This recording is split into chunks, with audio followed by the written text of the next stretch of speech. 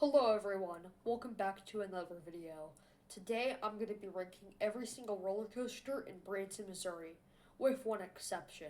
I was not able to ride the SBF Visa spinning coaster at the Track Family Fun Parks in my last visit. I hope to ride it soon, but I just wasn't able to ride it due to the high winds. With that said, let's get into the ranking. Coming in at number 10 is the Grand Exposition Coaster.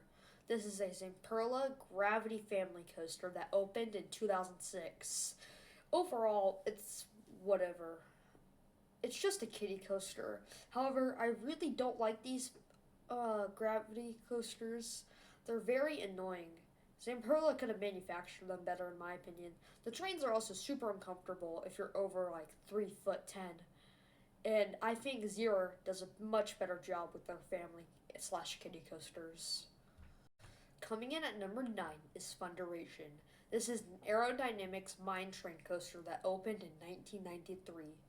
Overall, it's terrible. Um, Respect if you like this ride, but I think it's the worst aero mine train I've ridden. First of all, it's super rough.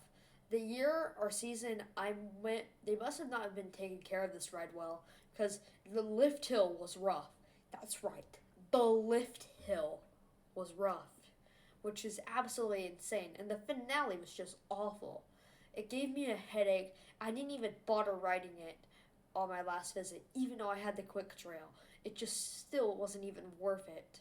So, if you have the credit, don't even bother. Just re-ride Time Traveler. It'll be a much better use of your time.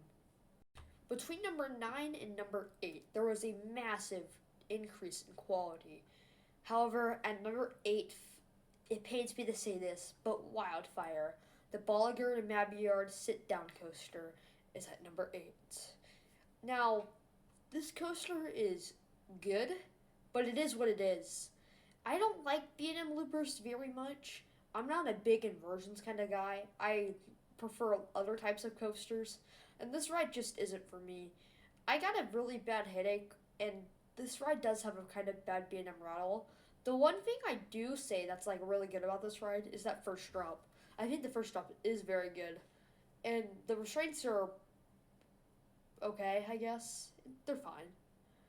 So I, it's just kind of mid. Not gonna lie.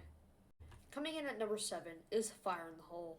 This is a Rocky Mountain construction sit down family indoor coaster. I don't know what the model's actually called. And was opened on March 30th, 2024.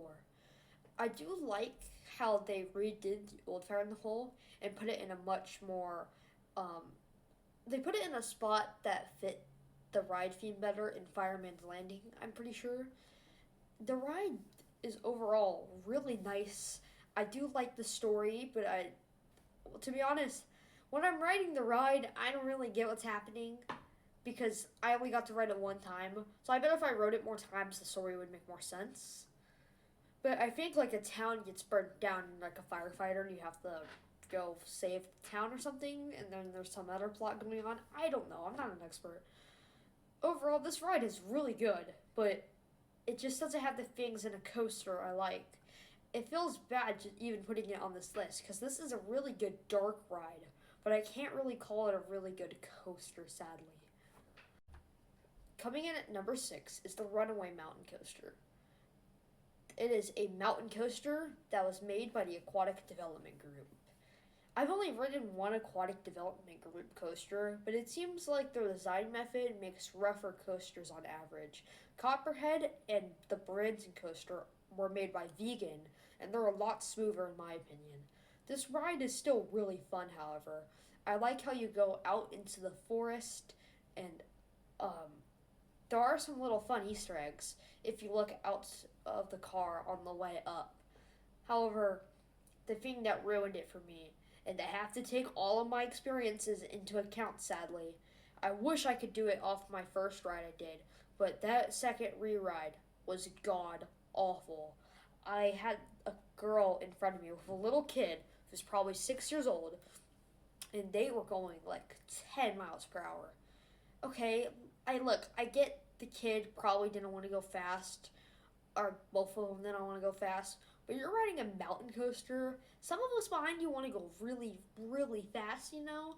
So if you're just going to do that, how about you had time to like go slow on the lift hill. Now it's time to go fast. Just don't ride if you're going to go slow. I get that they paid the same price, but if you're going to go slow, and I'm talking about all of you people, don't ride. Okay? Understood? Thank you. Coming in at number 5 is the Copperhead Mountain Coaster. This is a mountain coaster manufactured by Vegan that opened in 2021. I do really like this ride. I think it's much better than the Runaway. I've never had a bad experience on this. I did not get to ride it last time, sadly, but it was still a fun ride from my memory. I remember looking at the Orion constellation when I was riding this ride, and that was incredible. Also, I don't think this is the best mountain coaster. This sign right here was incorrect, by the way. So, I don't really have much to say. I like how it goes into the forest. I like how you start off by going down, and then you go up on the lift hill. I don't know. I just like that. It kicks off excitingly. Do I think this is the best mountain coaster in Branson? No. So, coming in at number 4 is the Branson coaster, also manufactured by Vegan, and it opened up in 2017. This is probably not what you're expecting, right? The weird mountain coaster thing where you do 2 lift hills and you go down twice. How can this guy have it above Runaway and Copperhead? Look, I've ridden this coaster like 10 times. It hits nostalgically, okay? I still love this ride. I could ride it all day. It's glass smooth. Even though Copperhead is smooth, there are a few bumps in it. And I really don't like any, I like smooth rides, okay? There, controversial opinion. Maybe not so controversial, I don't know. But I'm just super nostalgic for this ride. I rode this back in 2020. It was like one of the first real coasters I ever ridden. And it's just so fun. I like all of the turns. It feels like you're going insanely fast, even though you're really not. It's kind of an illusion, sort of. The one negative thing I can say is the ride time. I wish it was longer, but just get more than one ride and you'll be fine. Coming in at number 3 is Outlaw Run. This is an RMC topper track coaster that opened up in 2013 and was also one of RMC's first ever coasters. I really like this ride. I think it's very intense. I like that. I like the airtime. I like how it has 3 inversions. I think this is the first time besides our Son of Beast that a wooden coaster gone upside down, which is cool. However, I don't think this is perfect. I do prefer New Texas Giant and Iron Rattler over this, just because I think they're more complete rides. This ride feels really, really short. It also has a rattle, and it's kind of rough, but it is a really fast wooden coaster, so I can kind of excuse it. But I wish they put some topper track on this, because that would make it more smooth. Look, I'm sorry for mixing up iBox track and Titan track. Or, I don't even know what I'm saying. Just put new track on this. That new steel track. This would make it 10 times better. Coming in at number 2 is Powder Keg. This is an S&S air launch coaster that opened in 1999 but was renovated to be an air launch coaster in 2003. First, let's just talk about the launch. I do really like it. It's one of the best launches I've ever experienced. Nothing can compare to Velocicoaster, but this is still really cool. Next, I don't know why there's a conveyor at the beginning of the ride. What's the point? It just creates more maintenance, but it is kind of cool. And this sort of feels like a hypercoaster, even though it's not even a hypercoaster one tiny little bit at all. It does have a lot of airtime in its layout, and it has some laterals. And there's a weird lift hill section in the middle, which I find kind of amusing. But after that, it's just some fun little airtime pops. And overall, the main section of the ride is really fast. It has a lot of airtime, and it has good laterals. This ride has everything, and anyone can ride this. That's why it's so popular. This ride normally has like an hour wait, just because so many people want to ride it, and it appeals to a lot of people as well. Kids can ride this, old people can ride it. Maybe not old people, but people like this ride's age range is like 7 to 60, which is ridiculously large for a roller coaster. So yeah. But coming in at number one is Time Traveler. This is a Mock Rides extreme spinning coaster that opened up in 2018. First, the first drop. It is incredible. One of the best first drops of any coaster.